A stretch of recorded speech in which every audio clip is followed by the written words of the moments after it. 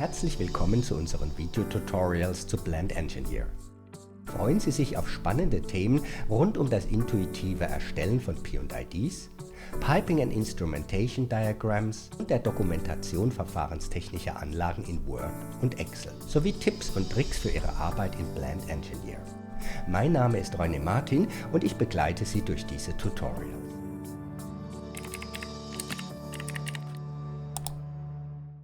Sie haben eine komplexe Zeichnung erstellt und möchten nun bestimmte Informationen in ein Word- oder ein Excel-Dokument exportieren.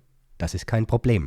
Hierfür stellt Blend Engineer in der Gruppe Ansicht einen Report Manager zur Verfügung. Mit einem Klick auf das Symbol Report Manager öffnet sich ein Aufgabenbereich, in dem Sie eine Liste von vorbereiteten Reports für Excel bzw. für Word sehen. Wählen Sie die Reports aus, die Sie benötigen, beispielsweise die Aggregate, die Apparate und die Messstellen. Nach Word soll exportiert werden die Armaturen und ein Export-Label hätte ich gerne. Ich starte den Report mit einem Klick auf die Schaltfläche Ausführen.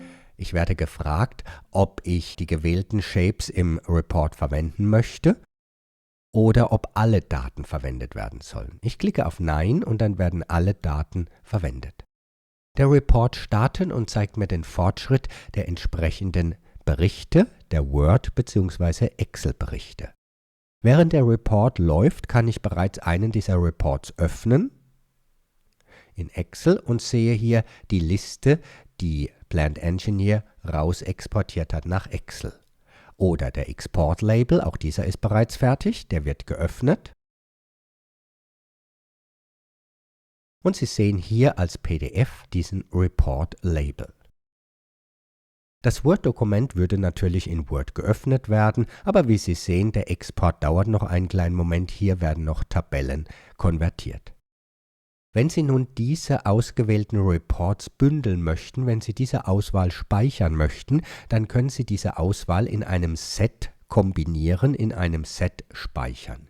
Geben Sie diesem Set einen Namen, beispielsweise Angebot, und speichern Sie dieses Report-Set. Nun genügt es, beim nächsten Mal mit einem Klick auf das entsprechende Set, die entsprechenden Word- bzw. Excel-Reports auszuwählen und dann auszuführen. Wenn Sie dieses Set nicht mehr benötigen, können Sie über die rechte Maustaste das Report-Set löschen. Selbstverständlich können Sie es auch umbenennen oder falls Sie etwas geändert haben, können Sie es auch aktualisieren. Nun sehe ich, dass mein Word-Bericht fertig ist. Mit einem Klick auf Öffnen wird nun Word geöffnet, wird in einem anderen Fenster geöffnet. Das muss ich hier reinziehen und Sie sehen hier den Bericht in einem Word-Dokument. Eine mächtige Funktion dieser Report Manager, um Informationen nach Excel bzw. nach Word zu exportieren.